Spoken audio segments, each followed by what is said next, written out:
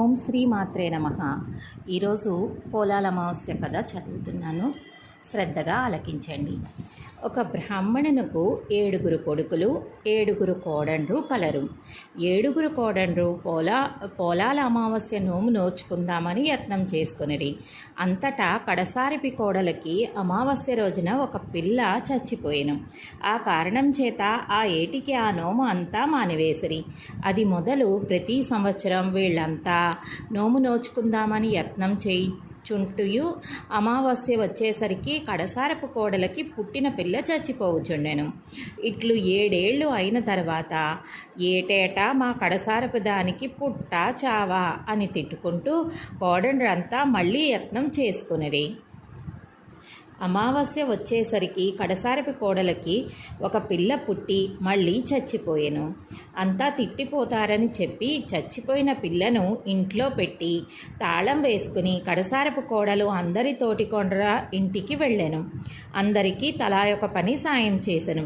తర్వాత ఒకరి ఇంట్లో తలంటి నీళ్లు పోసుకుని మరొక ఇంట్లో పిండి పప్పు మొదలైనవి తెచ్చుకొని ఇంటికి వచ్చి చచ్చిన పిల్లను ఇంట్లో పెట్టుకొని తాను కూడా నోము నోచుకొనెను. ఆ రాత్రి దాకా ఉండి చీకట్లో చచ్చిన పిల్లను భుజాన మీద వేసుకొని పోలేరమ్మ గుడి వద్దకు వెళ్ళి ఆ పిల్లను అక్కడ పెట్టి ఏడ్చుచూ కూర్చుండెను. ఇంతలో అమ్మవారు గ్రామ సంచారం వెళ్ళి గుడి వద్దకు వచ్చి ఏడ్చుచున్న ఆ చిన్నదాన్ని చూచి, ఏమమ్మా ఇలా ఏడ్చుచున్నావని అడిగాను. అందుకు ఆ చిన్నది, 7 ఏండ్ల నుండి 7 పిల్లలను ఈ అమ్మవారికి అప్పగించుచున్నాను. ఈ 7 కూడా ఈ పిల్ల చచ్చిపోయింది. తోటి కోడండ్రు తిట్టిపోస్తారని ప్రొద్దుటి నుండి దాచి ఇప్పుడు తీసుకుని వచ్చి ఇక్కడ పడవేసి ఏడ్చుచున్నా అని చెప్పాను. అప్పుడు అమ్మవారు కరుణించి, పిల్లలకు మరేం భయం లేదు, నేను తీసుకుని వచ్చి ఇస్తానని చెప్పి అక్షంతలు ఆ చిన్నదాన్ని చేతిలో పోసి, నీవు నీ పిల్లలను పాతిపెట్టిన చోటికి వెళ్ళి పిలువమని చెప్పెను. ఆమె ఆ ప్రకారం అవి పుచ్చుకొని ఆ అక్షతలు జల్లి, అందెలాడా రారా, మువ్వలాడా రారా అని వరుసగా 7 పిలువగా అందరూ వరుసగా లేచి చక్కా వచ్చిరి.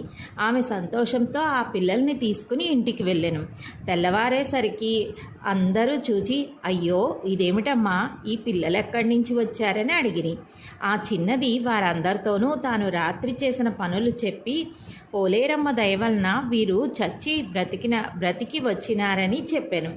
అప్పటి నుంచి ప్రతి సంవత్సరం ఈ అమావాస్యకు తప్పక నోము నోచుకుని అందరూ ఈ కథ చెప్పి అక్షంతలు వేసుకొని చుండరి.